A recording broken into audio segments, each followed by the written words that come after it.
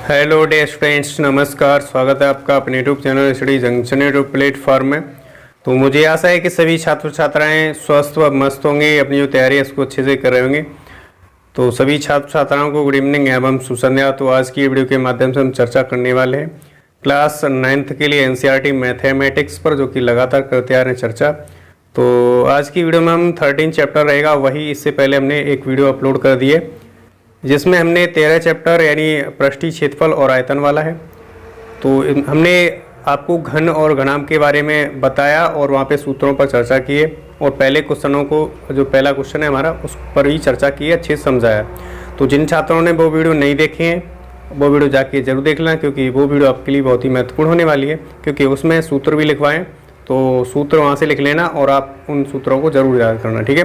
तो आज की वीडियो के माध्यम से चर्चा करने वाले हैं 13.1 एक्सरसाइज वही है। क्वेश्चन संख्या हम करने वाले हैं दूसरा, तीसरा और चौथा, यानी तीनों क्वेश्चनों पर हम चर्चा करने वाले हैं। तो जो भी छात्र छात्राएं इस वीडियो के माध्यम से नए जुड़ रहे हैं, चैनल को सब्सक्राइब करके बेल आइकन को जरूर प्रेस कर लेना, क्योंकि ये चैनल आपके लिए बहुत ही महत्वपूर्ण होने वाला है, ठीक है। क्योंकि इसी चैनल के माध्यम से आपका बेस भी मजबूत किया जाता है।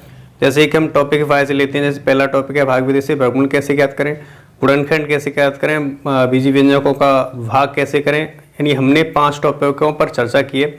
तो प्लेलिस्ट बनी हुई है बाकायदा, वहाँ से आप जो भी छात्र छात्रा देखना चाहते हो वहाँ से देख सकते हो। क्लास 6, 7, 8 वाला जो मैथ होता है उनसे जो मोस्ट इंपोर्टेंट टॉपिक रहते हैं उन पर हम चर्चा कर चुके हैं, ठीक है। तो आइए अब हम बिना समय गंवाए जो है चर्चा करेंगे 3 क्वेश्चनों पर। तो आप बाकी समझदार हैं सभी छात्र छात्राएं, चैनल को सपोर्ट कीजिएगा, क्योंकि ये आपका अपना ही चैनल है, ठीक है। अपने भाई बहनों की मदद कीजिएगा, इस वीडियो का लिंक फॉरवर्ड कीजिएगा, चैनल का लिंक फॉरवर्ड कीजिएगा, जो भी क्लास 6, 7, 8 में उन छात्रों के पास इस चैनल का लिंक फॉरवर्ड कीजिएगा, क्योंकि इस चैनल के माध्यम से बहुत कुछ मिलने वाला है, ठीक है। तो यहाँ चर्चा करेंगे क्लास 9th एनसीईआरटी मैथमेटिक्स 2023-24 के लिए मैथमेटिक्स है। चैप्टर 13 पृष्ठीय क्षेत्रफल और आयतन है। एक्सरसाइज 13.1 है। क्वेश्चन संख्या दूसरा है। दूसरे के बाद तीसरे को आपको होमवर्क के लिए देंगे, तो शुरू से अंत तक जरूर बने रहना होगा, ठीक है। 40 यानी जो हमारा चौथा सवाल है उस पर हम चर्चा करेंगे, ठीक है। तो यहाँ हमारा जो दूसरा है क्वेश्चन कह रहा है कि एक कमरे की लंबाई, चौड़ाई और ऊंचाई क्रमशः 5 मीटर, 4 मीटर और 3 मीटर है। रुपये 7.50 यानी 7.50 पैसे हैं, ये पैसे हैं प्रति मीटर स्क्वायर की दर से इस कमरे की दीवारों और छत पर सफेदी कराने का व्यय ज्ञात करना है, ठीक है। तो इस सवाल में हमें सबसे पहले क्या करना है, सबसे पहले हमें जो कमरा दिया है उसका हमें कुल पृष्ठीय क्षेत्रफल निकालना होगा। अगर आप अभीष्ट पृष्ठीय क्षेत्रफल निकाल लोगे तो आप आसानी से उसमें गुणा कर देना, किसका 7.50 का गुणा कर देंगे, क्योंकि वहाँ से हमें 1 मीटर का पता चल जाएगा, ठीक है। तो यहाँ इसे सॉल्व करने वाले हैं। तो जो दूसरा है इस जगह सॉल्व करेंगे, तो सबसे पहले जो दिया है उसे लिख लेंगे, ठीक है। तो एक कमरा है तो लिखेंगे माना कमरे की लंबाई को हम L से प्रदर्शित कर देते हैं, क्योंकि L यानी लेंथ में लंबाई होता है। लंबाई हम मान लेंगे कितना है, 5 मीटर लंबाई है, कोमा वर्थ यानी चौड़ाई B बराबर कितना है, 4 मीटर है, और ऊंचाई यानी H, ऊंचाई कितना है, 3 मीटर। यहाँ तक आप सभी समझ चुके होंगे अच्छे से, ठीक। अब हमें जो कमरा है उसका हमें क्या यहाँ लिखा हुआ है, दीवारों और छत पर सफेदी कराना है ना। और 1 मीटर में कितना रुपया खर्च हो रहा है, 1 मीटर में 7.50 मीटर प्रति मीटर स्क्वायर, यानी 1 मीटर जो क्षेत्रफल है, जो 1 मीटर रहेगा उसमें 7.5 रुपया खर्च हो रहा है। और टोटल हम क्षेत्रफल निकालेंगे, उस क्षेत्रफल में हम 7.50 से गुणा कर देंगे, तो हमारे पास जो कमरे की जो रंगाई होगी यानी पुताई होगी, है ना, उसका खर्च पूरा निकल के आ जाएगा, ठीक है। तो हमें लिखना होगा क्या, इतना लिख लिया। अब हमें लिखेंगे कमरे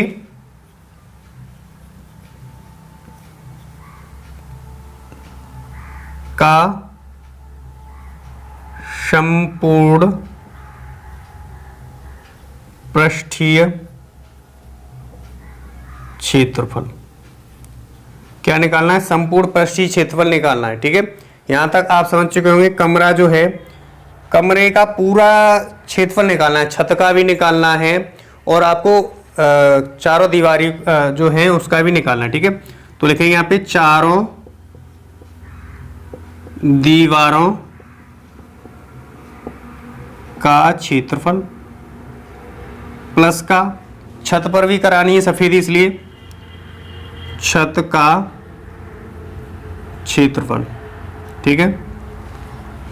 तो हमारा जो कमरा होता है वो घनाभ के आकार का होता है, इसीलिए उसमें क्या लगाना है, घनाभ का पार्श्व पृष्ठीय क्षेत्रफल आपको पता हो, हमने लिखा दिया है पहले वीडियो में। तभी तो कह रहा हूँ जिन छात्रों ने वो वीडियो नहीं देखी वो बहुत ही इंपॉर्टेंट होने वाली है, क्योंकि वहाँ पे हमने जितने बार एक्सरसाइज 13.1 में और 13.2 में जितने बार हमारे फॉर्मूले लगते हैं यूज होंगे उन पर हमने पहली वीडियो में चर्चा कर ली है। वहाँ से आप एक्सरसाइज को शुरू करने से पहले पेज पर जरूर लिख के रखना होगा, ठीक है, क्योंकि सूत्र याद होंगे तो आप सवाल भी आसानी से कर सकते हो, ठीक। तो यहाँ यही लिखने वाले। तो हमारा ये फॉर्मूला आता है 2 गुणे का कोष्ठक में L प्लस B होता है, लंबाई गुणा चौड़ाई, लंबाई प्लस चौड़ाई गुणे का ऊंचाई होता है, प्लस छत क्या है, लंबाई गुणा चौड़ाई में छत रह गया तो L गुणा B भी कर देंगे, क्या कर देंगे, L गुणा B यानी लंबाई गुणा चौड़ाई। अब यहाँ पे जो जो दिया है वो लिख लेंगे। तो 2L, लंबाई कितना दिया है, लंबाई हमें 5 दिया है, चौड़ाई कितना दिया है, 4 दिया है, ऊंचाई कितना है, 3 दिया है, ओके। प्लस लंबाई कितना है, 5 है और चौड़ाई कितना है, 4 है। अब इसको खोलेंगे कोष्ठक को, चाहे तो इसको जोड़ करके कोष्ठक खोल लीजिएगा, नहीं तो वैसे ही कर लेंगे, ठीक है। तो यहाँ करने वाले हैं क्या, यहाँ 4 और 5 9, तो 2 गुणा 9 गुणा 3 प्लस का कितना हो जाएगा, 4 अपना 20 हो जाएगा, 20, ओके। इतना बात आपको अच्छे समझ में आ रहा होगा। और गुणा कर लेंगे, 9 दूने 18, 18 तिया कितना होता है, 18 का गुणा कर लेंगे तो यहाँ 9 दूने 18 और गुणे का 3 प्लस का 20 हो जाएगा, ठीक है। एक एक पॉइंट को अच्छे समझते हुए चलना होगा, ठीक है। 18 तिया 54 हो जाएगा, ठीक है, यानी 54 हो जाएगा। 18 तिया 54 होता है, प्लस का 20 जोड़ेंगे तो कहने का मतलब हमारे पास 74 यानी 74, और हमारा जो इकाई है मीटर में तो मीटर स्क्वायर आ जाएगा, ठीक है, क्योंकि जो क्षेत्रफल होता है वो हमेशा मीटर में आता है, इसलिए मीटर स्क्वायर में कर लेंगे, ठीक है। इतनी बात कंफर्म हो रही होगी सभी छात्र छात्राओं को, ठीक है। तो 74 मीटर स्क्वायर आ गया, क्या 1 मीटर सफेदी कराने का वो आ गया, ठीक है। क्या आ गया, इसका क्षेत्रफल आ गया, किसका क्षेत्रफल आ गया, कमरे का क्षेत्रफल आ गया, ठीक है। तो हम यहाँ लिखने वाले हैं क्या, हमने क्षेत्रफल निकाल लिया। अब हमने क्या लिखना है, 1 मीटर सफेदी कराने का व्यय हमें दिया है कितना, 7.5, तो लिखेंगे यहाँ पे 1 मीटर स्क्वायर सफेदी कराने का व्यय मीन्स होता है खर्च, बराबर का कितना है 7.50, ठीक है, रुपए इतना दिया है, ठीक। इतनी बात कंफर्म हो पा रही होगी। अब हमें क्या निकालना, अब हमें कितना क्षेत्रफल आया, टोटल मिला के कमरे की छत और आपका चारों दीवारों का क्षेत्रफल निकाल करके हमें 74 मीटर स्क्वायर आया, ठीक है। तो हमें निकालना हुआ 1 मीटर, ये तो 74 मीटर स्क्वायर सफेदी कराने का व्यय, ठीक है। इसके लिए क्या करना होगा, इसके लिए हमें 74 गुणे का 7.50 करना होगा, ठीक है। जब इसका दोनों का गुणा करेंगे तो हमारे पास कितना आएगा, 555 आएगा, कितना आएगा 555 आ जाएगा, ठीक है, 555 रुपये आ जाएगा, ठीक है। तो मुझे आशा है कि यहाँ तक आपको सभी छात्र छात्रा कोई परेशानी नहीं हुई होगी समझने में इस सवाल को। तो यही हमारा आंसर हो जाएगा, ठीक है। जो दूसरे वाला है इसका आंसर ये हो जाता है, ठीक है। तो मुझे आशा है कि ये क्वेश्चन आपके लिए अच्छी समझ में आ गया हो, ठीक है। तो हमें पूरे कमरे में क्या क्या शामिल है, कमरे में आप सब जानते होंगे, सबके घर मकान पक्के बने हुए होंगे और सबके घर कमरे बने हुए होंगे। तो कमरे में क्या होता है, कमरे में चारों दीवारी होती हैं, 4 दीवारी होती है और छत भी होता है। तो इसमें सवाल में यही कह रहा है कि क्या कराना है, ये यहाँ से कह रहा है कि 7.50 प्रति मीटर स्क्वायर की दर से इस कमरे की दीवारों और छत पर सफेदी कराने का व्यय ज्ञात करना है। तो सबसे पहले हमने क्या निकालना है, जो संपूर्ण यानी पूरा कमरा होता है, पूरे कमरे का क्षेत्रफल निकालना होगा। क्षेत्रफल में क्या क्या शामिल है, क्षेत्रफल में शामिल है क्या, चारों दीवारी का क्षेत्रफल शामिल है और प्लस छत का क्षेत्रफल शामिल है। तो दीवारी का क्षेत्रफल क्या होता है, चारों दीवारी का 2 गुणा L प्लस B यानी लंबाई प्लस चौड़ाई गुणे का ऊंचाई होता है, और प्लस L गुणा V यानी लंबाई गुणा चौड़ाई यानी छत का ये क्षेत्रफल आ गया, ठीक है। लंबाई गुणा चौड़ाई। उसके बाद हमने हल किया, हल करने पर हमें 74 मीटर स्क्वायर आया। किसका? कमरे का जो क्षेत्रफल था वो इतना आया, ठीक है। उसके बाद हमने क्या किया, उसके बाद हमें दिया था कि 1 मीटर जो स्क्वायर जो क्षेत्रफल रहेगा उसका खर्चा रहेगा 7.50 रुपए, ठीक है। तो हमें 74 मीटर स्क्वायर की सफेदी कराना है, उसके लिए व्यय निकालना है, तो 555 रुपए आ गया, ठीक है। तो मुझे आशा है यहाँ तक आपको अच्छे से एक एक पॉइंट क्लियर हुआ होगा। तो अब हम जो हमारा यहाँ पे ही समझ लेते हैं, जो दूसरा सवाल है उसको आपको सॉल्व करना है। ये आपके लिए होमवर्क दिया जा रहा है, क्या होमवर्क के तौर पर दिया जा रहा है। इसको आपको सॉल्व करके इसका आंसर जो है कमेंट बॉक्स में पिन जरूर कर देना। जो भी छात्र छात्रा देख रहे हो, देखेंगे वीडियो को, उसके बाद आपको सॉल्व करके मतलब कमेंट बॉक्स में पिन जरूर कर देना। तो हम एक बार इसको पढ़ लेते हैं अच्छी तरह से, फिर आपको समझा देंगे, थोड़ा ट्रिक दे देंगे, आप आसानी से कर सकते हो सॉल्व, ठीक है। तो तीसरा कह रहा है किसी आयताकार हॉल के फर्श का परिमाप 250 मीटर है। यदि 10 रुपए प्रति मीटर स्क्वायर की दर से चारों दीवारों पर पेंट कराने की लागत 15,000 रुपए है। क्या 15,000 रुपए लगी है किसमें? 10 मीटर की जो है स्क्वायर की दर से, मीटर स्क्वायर की दर से जो व्यय कराया, जो आयताकार हॉल है उसमें खर्चा आया 15,000 रुपए का। तो हमें इस हॉल की ऊंचाई याद करना है, ऊंचाई याद करना है। हमें दिया है क्या? परिमाप दिया है, आयताकार हॉल का परिमाप दिया है ना। तो परिमाप करने का मतलब दूना लंबाई प्लस चौड़ाई बराबर दिया है, ठीक है। दूना लंबाई प्लस चौड़ाई बराबर दिया है। और हमें अगर हम इसका जो 10 दिया है इसका भाग अगर इसमें दे देते हैं, जो हमारे पास 15,000 है, 15,000 में अगर 10 का भाग दे देते हैं तो हमारे पास 1500 आएगा। 1500 क्या आएगा? तो 1500 को आपको समझना है क्या आएगा यहाँ पे। तो 1500 सिंपली क्या आएगा? आपका जो आयताकार हॉल है उसका क्षेत्रफल आ जाएगा। क्या आ जाएगा? आयताकार हॉल का क्षेत्रफल आ जाएगा, क्या ये आ जाएगा, ठीक है, इतना। तो उसका पता होगा, इतना आ जाएगा, ठीक है। और यहाँ पे इसको बराबर में किसके रख देना है? इसको बराबर में दूना प्लस लंबाई प्लस चौड़ाई, दूना लंबाई प्लस चौड़ाई गुणे का ऊंचाई बराबर में क्या रखना है? बराबर में 1500 रख देना है, ठीक है। और दूना लंबाई प्लस चौड़ाई की जगह 250 रख देना है। 250 रखोगे, वटे में करोगे तो आपको यहाँ आंसर कुछ दिखाई देगा, वही हमारा आंसर हो जाएगा 20, ठीक है। तो मुझे आशा है ये क्वेश्चन आपके लिए बहुत ही इंपॉर्टेंट होने वाला है। ये सभी क्वेश्चन अच्छे समझ में आए होंगे, तो निरंतर वीडियो को देखते रहें। अब हम नेक्स्ट सवाल जो चौथा है इसको हम सॉल्व करेंगे। तो वीडियो को शुरू से अंत तक प्रत्येक छात्र छात्रा देखें, क्योंकि वो भी आपके लिए बहुत महत्वपूर्ण होने। अब हम क्वेश्चन संख्या चौथे को हल कराने वाले हैं। तो प्रत्येक छात्र छात्रा को वीडियो को शुरू से अंत तक जरूर बने रहना होगा, क्योंकि एक एक पॉइंट को अच्छे से समझना है। तो ठीक है, एक एक पॉइंट तभी समझ में आएगा जब वीडियो को शुरू से अंत तक देखोगे। तो आइए अब हम इसे भी अच्छे से समझाते हैं। तो प्रत्येक छात्र छात्रा वीडियो को शुरू से अंत तक जरूर बने रहना होगा, ठीक है। तो यहाँ हम पहले पढ़ेंगे क्वेश्चन को अच्छे से, फिर उसके बाद सॉल्व कराएंगे। तो चौथा क्वेश्चन कह रहा है किसी डिब्बे में भरा हुआ पेंट 9.375 मीटर स्क्वायर के क्षेत्रफल पर पेंट करने के लिए पर्याप्त है। यानी एक डिब्बा है, उसमें इतना पेंट भरा हुआ है कि इतना जो क्षेत्रफल है उस पर पेंट करने के लिए पर्याप्त है। आगे कह रहा है कि इस डिब्बे के पेंट से 22.5 सेंटीमीटर गुणा 10 सेंटीमीटर गुणा 7.5 सेंटीमीटर विमाओं वाली कितनी ईंटें पेंट की जा सकती हैं। यानी ईंटों की संख्या ज्ञात करना है। इतना इसमें पेंट मतलब भरा हुआ है कि इतना क्षेत्रफल हो सकता है। एक डिब्बा है, उसमें इतना पेंट भरा हुआ है 9.375 मीटर स्क्वायर, 9.375 मीटर स्क्वायर के क्षेत्रफल के लिए पर्याप्त है। इतना पेंट भरा हुआ है उसमें, और जो इतना क्षेत्रफल होगा उसमें कितनी ईंटें हैं उन पर पेंट किया जा सकता है, वो निकालना है, ठीक है। तो आइए अब हमने अच्छे समझ लिया कि ईंटों की संख्या निकालना है यहाँ पे। तो ईंटों की संख्या निकालना है तो सबसे पहले हमें जो ईंट है उसका क्षेत्रफल निकालना होगा। उसका क्षेत्रफल निकाल करके फिर हमें सेंटीमीटर में दिया है, यहाँ पे जो दिया है क्षेत्रफल वो मीटर स्क्वायर में दिया है, मीटर में दिया है, कहने का मतलब मीटर में, और ये सेंटीमीटर में दिया है। तो क्षेत्रफल निकाल करके हमें मीटर में चेंज करना होगा। सिंपली मीटर में चेंज करने के लिए हमें जो ये दिया है इसमें भाग देना पड़ेगा, जो विमा ईंटों की है उससे भाग देना पड़ेगा। ईंटों की संख्या निकाल सकते हैं वहां से, ठीक है। तो इस जगह सॉल्व कर लेते हैं। अच्छे से समझना, एक एक पॉइंट वीडियो को शुरू से अंत तक जरूर बने रहना होगा। बार बार कहता हूँ, अगर जो भी छात्र छात्राएं वीडियो को देखेंगे, वीडियो को शुरू से अंत तक देखोगे तो ये सवाल का एक एक पॉइंट, कोई भी सवाल सही एक एक पॉइंट अच्छे से क्लियर हो जाए। एक एक पॉइंट क्लियर होगा तो आप आसानी से सॉल्व कर सकते हो। एग्जाम में आ जाए, यानी पेपर में आ जाए, तब भी सॉल्व कर सकते हो, ठीक है। तो हमें लिखेंगे यहाँ पे ईंटों या ईंट की विमा लिखेंगे, क्या, ईंट की विमाएं।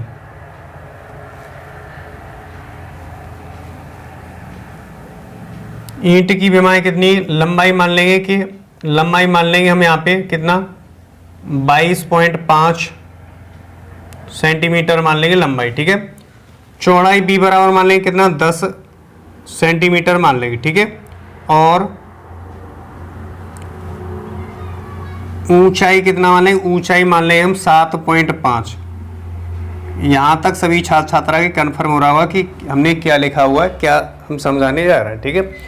तो अब आपको ये समझना है, आपका हमने बताया था जो पहले वाली क्लास थी उसमें हमने घनाभ का क्षेत्रफल, पृष्ठीय क्षेत्रफल, आयतन पर, विकर्ण पर भी चर्चा किए थे और घन के भी किए थे। तो हमने ये बताया था कि जो घनाभ होता है आपका माचिस होता है, और आपने देखा होगा जो तेल सरसों का भरा हुआ आता है या घी आता है उसमें पीपा होता है, वो भी आपका जो है घनाभाकार होता है, ठीक है।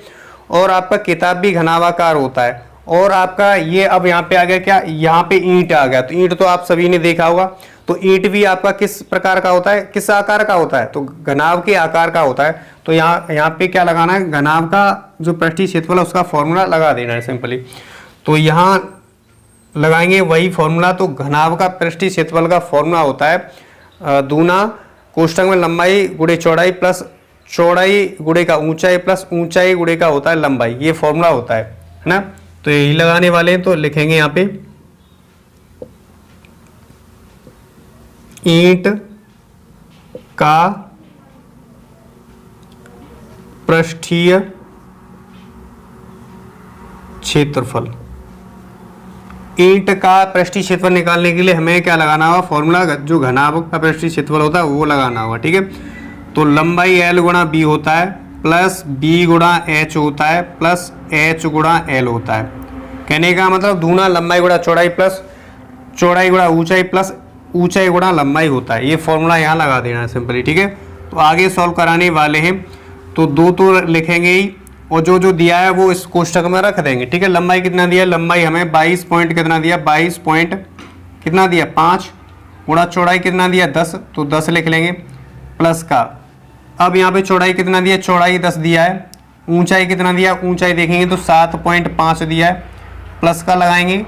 अब हमारे पास जो ऊंचाई यानी h गुणा l होगा, तो ऊंचाई कितना है 7.5 है, और जो लंबाई है वो कितना है, लंबाई है 22.5, कितना है 22.5 है। इसको आगे सॉल्व कर रहे होते हैं, तो आगे सॉल्व करेंगे तो यहाँ पे आपको अच्छी समझ में आ जाए, ठीक है। तो 2 लिखेंगे, अब कोष्ठक को खोलेंगे, गुणा करेंगे, 10 का गुणा करेंगे तो ये पॉइंट है वो हट जाएगा। 1 0 है, 10 का गुणा करने पर जो पॉइंट 1 स्थान है वो हट जाएगा, तो कितना हो जाएगा 225 हो जाएगा, कितना 225 हो जाएगा प्लस का। यहाँ इसको गुणा करेंगे तो ये 10 है और 1 पॉइंट है, तो कहने का मतलब पॉइंट हट जाएगा, क्या होगा ये पॉइंट हट जाएगा इस 10 से, तो कितना हो जाएगा 75, यानी 75 हो जाएगा, 75 लिख लेंगे, ठीक है। अब इसका गुणा करेंगे, इन दोनों का गुणा करेंगे तो आप कर लीजिएगा।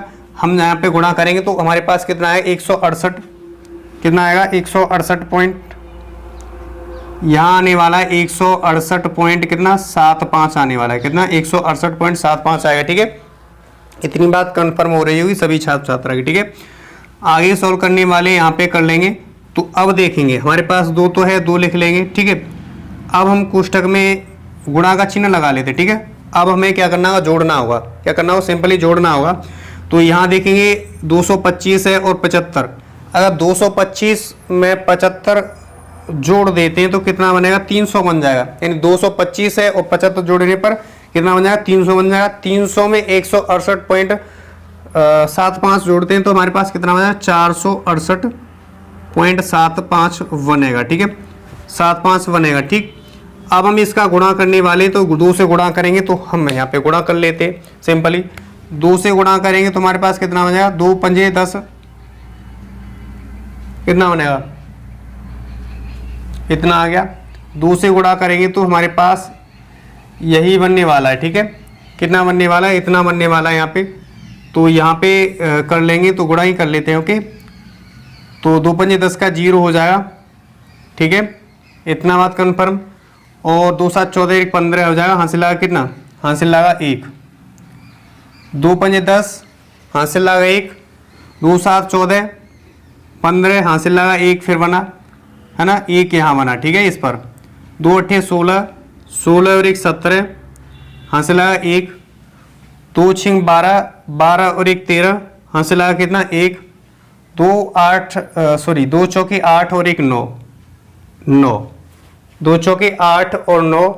इतना बात आपको कंफर्म हो पा रहा होगा अच्छे से, एक एक पॉइंट, ठीक है। तो यहाँ तक आपको कोई दिक्कत नहीं हुई। अब दोबारा चेक कर लेते हैं। यहाँ पे 2 से गुणा करें, 2 5 10 का 0 आ गया, हासिल लगा 1, 2 7 14 और 1 15, हासिल लगा 1 बना, 2 8 16 1 17, हासिल लगा 1 बना, 2 6 12, हासिल लगा 1 है तो 2 13 हो गया, ठीक है। हासिल लगा कितना 1 बना, 2 चौके 8 और 1 9, 9 यहाँ तक कंफर्म होगा अच्छे से, ठीक है। अब हम यहाँ पे करने वाले हैं क्या, यहाँ देखेंगे तो हमारे पास लगाने वाले हैं पॉइंट। तो यहाँ कितना 1 2 स्थान है, तो 2 स्थान यानी यहाँ पे लगा लेंगे पॉइंट। तो कहने का मतलब 937.50। अब ये सेंटीमीटर में दिया है इसलिए सेंटीमीटर स्क्वायर में लगा देंगे, ठीक है। तो ये हमारा एक ईंट का क्या आ गया, एक ईंट का पृष्ठीय क्षेत्रफल का क्षेत्रफल जितना आया वो पता चल गया यहाँ पे, ठीक है। लेकिन अभी क्या है, अभी यहाँ पे सेंटीमीटर स्क्वायर में, और ये हमारा जो दिया है वो क्षेत्रफल, इतना क्षेत्रफल पर पेंट की जा सकती है, इतना पेंट भरा हुआ है कि इतना 9.375 मीटर स्क्वायर जो क्षेत्रफल है उस पर पेंट की जा सकती है, उतना उसमें भरा हुआ है, ठीक है। इतनी बात आपको अच्छे से मालूम हो रही होगी। और जो एक ईंट है उसका हमने निकाल लिया, जो क्षेत्रफल है पृष्ठीय क्षेत्रफल वो निकाल लिया, 937.50 निकाल लिया सेंटीमीटर स्क्वायर, ठीक है। अब यहाँ तक कंफर्म हो गया सभी छात्र छात्रा। लेकिन ठहर जाइए, अब हमें क्या करना है, अब हमें करना है यहाँ पे, अब आपको ये समझना होगा, इस जगह समझ लेते हैं, ठीक है। यहाँ पे समझते हैं क्या, यहाँ पे ये समझने वाले कि आपको पता होगा, आप सभी जानते होंगे, ये जानते होंगे 1 मीटर बराबर क्या होता है, 1 मीटर बराबर 100 सेंटीमीटर होता है। ये सभी आपको, ये छोटी क्लासों की बात है, आप सभी जानते होंगे कि 1 मीटर में कितना सेंटीमीटर होता है, 100 सेंटीमीटर, ठीक है। लेकिन हमें इसको मीटर में चेंज करना है, क्या करना है, मीटर में चेंज करना है। इसलिए हमें क्या करना होगा, ये जो दिया है इसमें क्या करना होगा, 100 से भाग देना होगा 1 से, लेकिन स्क्वायर लगा हुआ है इसलिए 100 गुणा 100 से भाग देना होगा इस पूरे वाले जो क्षेत्रफल है उसमें, ठीक है। तो 937 पॉइंट कितना 50, ठीक है, ओके। इतना बात कन्फर्म, 100 गुणे का 100। अब ये आ गया, ये आपका मीटर स्क्वायर में आएगा, क्या तब सेंटीमीटर में था, अब आपका मीटर स्क्वायर में आ गया, ठीक है। इतनी बात आपको कंफर्म हो पा रही होगी अच्छे से, ठीक है। लेकिन अब हमें क्या निकालना है, ईंटों की संख्या निकालना है, ठीक है। तो हम यहाँ पे आगे सॉल्व करने वाले हैं, तो बने रहना प्रत्येक ज़्यादा वीडियो को शुरू से अंत तक, ठीक है। इस डिब्बे की पेंट से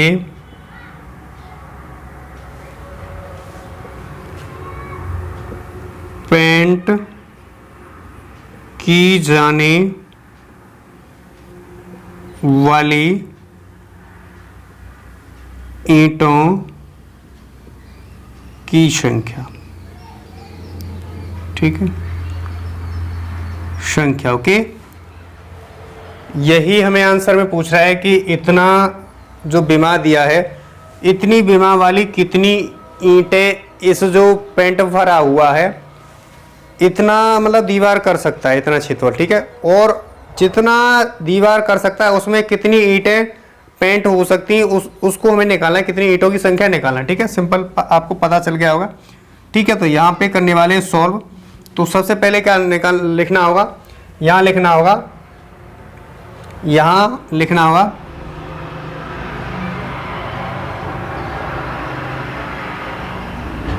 पेंट का संपूर्ण क्षेत्रफल वटे, क्या करना होगा, वटे ईंट का संपूर्ण क्षेत्रफल, ठीक है। अगर आपको ऐसा सवाल कहीं दिखाई दे तो आप इस प्रकार से सॉल्व कर सकते हैं, ठीक है। तो जो पेंट का संपूर्ण क्षेत्रफल है, जो पेंट है डिब्बे में भरा हुआ है उसका क्षेत्रफल है कितना, इतना है, कितना 9.375 इतना है, ठीक है। वटे में क्या करना होगा, वटे में हमें करना होगा 937.50 वटे में क्या है, वटे में 100 गुणे का 100 है, ठीक है। क्योंकि सेंटीमीटर से यहाँ तक आपको पता चल रहा होगा कि सेंटीमीटर से हमने मीटर में चेंज किया है, तो हमने इसलिए 100 गुणा 100 से गुणा किया है, ठीक है। क्यों किया है, क्योंकि सेंटीमीटर स्क्वायर में क्षेत्रफल दिया था उतना, ठीक है।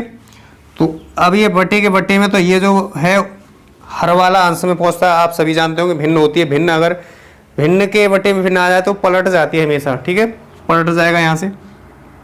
तो क्या लिखेंगे 9.375 गुणे का ये 100 गुणे का 100 ऊपर अंश में आ जाएगा, ठीक है, उसके साथ 9.375 के साथ आ जाएगा। और नीचे क्या बचा है, नीचे बचने वाला है 937 पॉइंट कितना 5 बचने वाला है। मेरी वीडियो इसलिए लेंथ हो जाती है, वीडियो को शुरू से अंत तक जरूर देखा करें, क्योंकि हमने आपको जल्दी कराने से मतलब नहीं है कि सवाल को जल्दी कराएं और चले जाएं। हमारा मतलब है कि प्रत्येक छात्र छात्रा के एक एक पॉइंट दिमाग में बैठ जाए इस तरह से कि आप एग्जाम में यानी पेपर में आ जाए सवाल तो आप आसानी से सॉल्व कर सको, ठीक है। तो एक एक पॉइंट सॉल्व कर समझते हुए चलना होगा, समझोगे तभी कर पाओगे, ठीक है।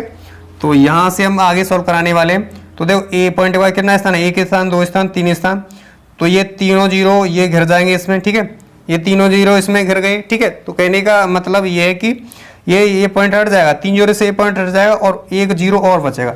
तो कहने का मतलब कितना आ जाएगा 9375, ठीक है, और जीरो आ जाएगा, ठीक है, जीरो आ गया, इतनी बात कन्फर्म हो रही है। तो कहने का मतलब 93,750 आ जाएगा और नीचे क्या है 37 यानी 937.5 है, इतना बात कन्फर्म। इस वाले पॉइंट को हटाना होगा, तो इस वाले पॉइंट को हटाएंगे तो हमारे पास जो जीरो है ऊपर पहुंच जाएगा, क्या होगा जीरो ऊपर पहुंच जाएगा। चाहो तो आप ऐसे समझ लीजिएगा, हमें पॉइंट हटाने के लिए ऊपर 10 से गुणा करना होगा और नीचे से 10 से गुणा करना पड़ेगा, ठीक है। और 10 से गुणा करेंगे तो ये पॉइंट कट जाएगा, तो ये जीरो वाला ये इसमें चला गया तो पॉइंट हट गया, ठीक है। और ये जीरो इसके साथ आ गया तो मल्टीप्लाई में आ जाएगा, ठीक है। तो कितना आ जाएगा 9,37,500 हो जाएगा, 9,37,500 हो जाएगा, ठीक है। वटे में क्या करेंगे, वटे में हमें देना पड़ेगा कितने से 9,300 कितने से 9,375 से भाग देंगे।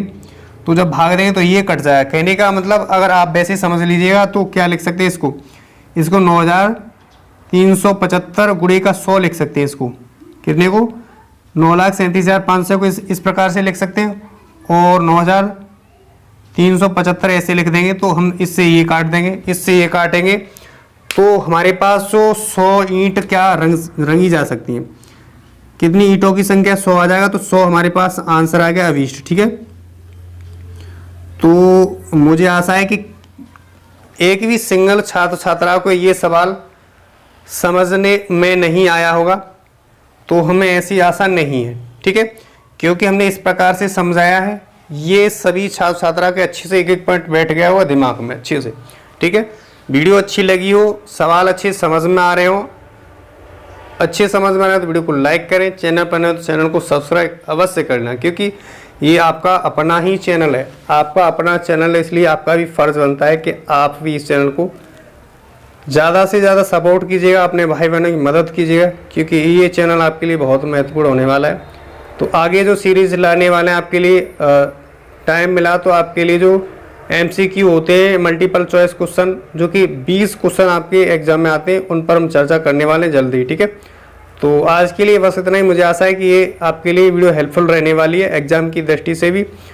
तो अगली वीडियो रहेगी वो हमारा इससे अगले जो क्वेश्चन रहेंगे उन पर हम चर्चा करेंगे, जितने बार क्वेश्चन आ जाते हैं उन पर हम चर्चा करने वाले हैं। तो आज के लिए बस इतना ही, नेक्स्ट वीडियो मिलते हैं नेक्स्ट सवालों के साथ। तब तक के लिए वीडियो देखने थैंक यू सो मच। मिलते हैं नेक्स्ट क्लास में।